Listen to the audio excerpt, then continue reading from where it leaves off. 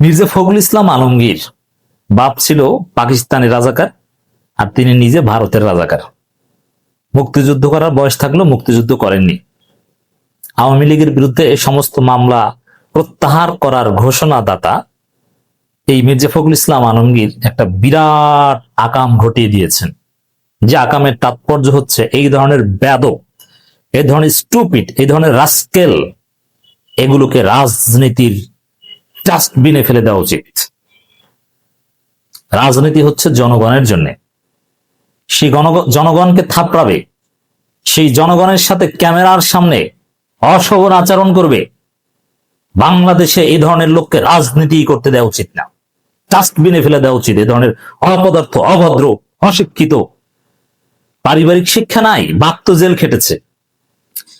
মির্জা ফখরুলের বাপ 1972 সাল থেকে দীর্ঘদিন জিয়াউর রহমান মুক্তিদের আগ পর্যন্ত জেল খেটেছে। শিক্ষা দেবে কে? এটা রাজনীতিবিদ, অযোগ্য। এদেরকে রাজনীতি করতে দেওয়া যাবে না। তরুণ প্রজন্মের উচিত এদেরকে বর্জন করা। আপনারা কেন প্রতিবাদ করেন না? পিনাকি ভট্টাচার্য এটাই বলছেন যে সুশীলরা কেন মির্জা ফখরুলের বিরুদ্ধে এখানে মুখ খুলছে না। আপনারা দেখেছেন কি? আবার একটু বর্ণনা দিচ্ছি। মির্জা ফখরুল কোন একটা আলোচনা সভা বা কোন একটা প্রোগ্রামে যাচ্ছেন, যাওয়ার পথে একজন বৃদ্ধ লোক,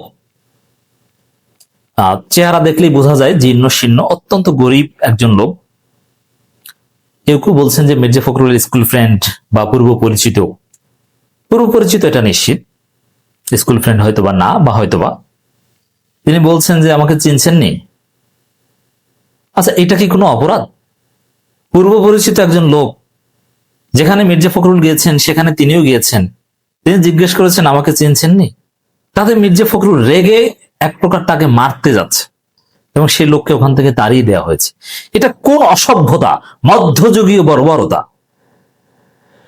আধুনিক যুগে যেখানে মানুষের মানবিকতা বোধ নিয়ে কথা হয়, মানুষের ন্যূনতম মানবতা বোধ থাকে, হিউম্যান বিং জন্মগ্রহণ করলে জন্মগত তার কিছু অধিকার থাকে, সেই অধিকারের প্রতি, মানুষের মনুষ্যত্বের প্রতি মির্জা ফখরুল চরম অবমাননা করেছেন। ভদ্র ভাষায় একজন লোক হাসি দিয়ে বলেছেন, আমার খেটে খাওয়া একজন মানুষ, একজন মেহনতি মানুষ, একজন গরিব মানুষ, ভদ্র ভাষায় হাসি দিয়ে বলেছেন আমাকে চিনছেন নি। তার সাথে এই ব্যবহার! আর তারা চায় জনগণের প্রতিনিধি হতে, তারা চায় এই জনগণের ভোট। ধিক্কার মির্জা ফখরুল! এই ধরনের আচরণকে আমরা লাথি মারি, থুথু। উচিত কি বাংলাদেশ যদি সভ্য হয় সবাই প্রতিবাদ করে যে এই ধরনের বেয়াদবদের রাজনীতির স্থান নেই। মির্জা ফখরুল এরকম ছিলেন না, বয়সের ভারে, হতাশায় দলকে ডুবিয়ে এখন নিজে ডুবছেন। এই আচরণ করলে এতে ভোট পাবে? দেলোয়ারের কাছে শিবিরের সাবেক সভাপতি বাচ্চা ছেলে, রাজনীতিতে মির্জা ফখরুলের তুলনায় বাচ্চা ছেলে, আমাদের অল্প কিছু সিনিয়র দেলোয়ার ভাই। এই দেলোয়ার ভাইয়ের কাছে গোহার হারবে মির্জা ফখরুল। দেখেন, এই ধরনের বেয়াদবিমূলক আচরণ জামাত ইসলামের আমির যদি করতো, আমি তাকে আরো কঠিন ভাষায় সমালোচনা করতাম। আর জামাতের আমির তো দুর্কিবাদ, জামাতের কেউ একজন, জামাত তো দুর্কিবাদ, দাড়ি টুপি আছে এরকম কেউ একজন যদি এই আচরণের সেটে ফোটা করতো, বিএনপি এতক্ষণে তার মুষ্টি উদ্ধার করত এবং প্রথম আলো, ডেইলি স্টার কলাম লিখত। তা মির্জা ফখরুল যেটা করেছেন, একজন সিনিয়র রাজনীতিবিদের যে এই করুণ পরিণতি, অধপতন, হতাশা থেকে, এবং বয়স, রাজনীতি করার শারীরিক ফিটনেস নাই, তারপরও রাজনীতি করছেন। এই যে অসুস্থ, অসভ্য, বর্বর মধ্যযুগীয় রাজনীতি, আনসিভিলাইজড পলিটিক্স, এর বিরুদ্ধে প্রথম আলো, ডেইলি স্টার সব গণমাধ্যমের কলাম লেখা উচিত। কিন্তু সবাই চুপ, কিছু বলছেন না। তাদের উদ্দেশ্যেই পিনাকি ভট্টাচার্যের এই পারফেক্ট বাণী। কি এটা কিসের সাথে তুলনা করেছেন বুঝতে পারছেন? কুকুরের কাজ কুকুরে করেছে, কামড় দিয়েছে পায়, তাই বলে কি কুকুরকে কামড়ানো মানুষের শোভা পায়? ওইটার সাথে কেয়াস করেছেন মির্জা ফখরুল। মির্জার কাজ মির্জা করেছে, ঘেউ ঘেউ করেছে, তাই মানে ঘেউ ঘেউ করেছেন। কিসের মতো ঘেউ ঘেউ?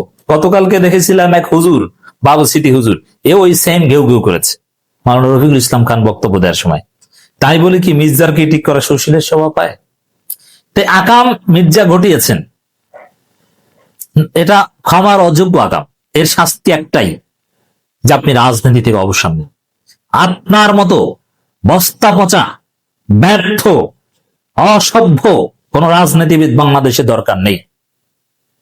আরো কয়েকবার একজন সেলফি তুলতে গেছে, তাকে তাকে থাপড়াইছে না, এই অধিকার আপনাকে কেউ দেয়নি। একজন মানুষের মানবিকতা বোধ আছে, জন্মগতভাবে তার একটা সম্মান আছে। আপনার চাইতে আজকে যে জিজ্ঞেস করছে আমাকে চিনছেন নি, তার সম্মান মির্জা ফখরুল আপনার চাইতে বেশি, কারণ আপনি রাজাকার, আপনার বাপ ছিল রাজাকার। আর যে জিজ্ঞেস করছে সে রাজাকার না। আপনি আওয়ামী লীগের বিরুদ্ধে সব মামলা প্রত্যাহারের ঘোষণা দিয়েছেন, আর ওই যে জিজ্ঞেস করছে যাকে আপনি ধমকিয়েছেন, অপমান করেছেন, লাঞ্ছিত করেছেন, কোটি মানুষের সামনে অপমান করেছেন, সে আপনার মতো এই অপরাধ করেনি। সে আওয়ামী প্রেমী না, ভারতের দালাল না। এরকম একজন সম্মানিত লোককে আপনার মধ্যে একজন ব্যর্থ লোক এভাবে অপমান করতে পারে না। আমরা হুঁশিয়ারি দিচ্ছি, আপনি এর ফল পাবেন ব্যালট পেপারের মাধ্যমে। তারেক রহমান যদি জ্ঞানী হয়ে থাকেন তাহলে উচিত অনতিবিলম্বে মির্জা ফখরুলকে সরিয়ে দেন। এক্সপায়ার্ড রাজনীতিবিদ, ডাই প্যান্ট পরে ঘরে ঘুমিয়ে থাকেন। বাংলাদেশের রাজনীতিতে আপনার কোনো সফলতা নাই, আপনি পারবেন না। আমি তীব্র নিন্দা প্রতিবাদ জানাচ্ছি মির্জা ফখরুলের এই অসভ্য, বর্বর এবং অশোভন আচরণের। দর্শক, আরো বিভিন্ন জায়গায় কথাবার্তা যা বলেছে ওটা বাদ দিলাম, জাস্ট আচরণ নিয়ে কথা বললাম।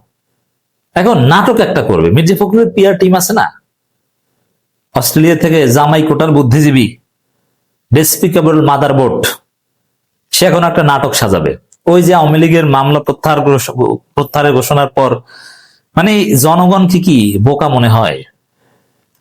ওই সময় কি ওই মেয়েকে ব্যাগ দেয়ার ক্যাম্পেইন, যে ব্যাগ দিয়েছে, মানে ওইটা বলে একটু সিম্পিতি অর্জন, আকাম একটা করে একটু সিম্পিতি অর্জনের চেষ্টা করছে ফেসবুক পোস্ট দিয়ে।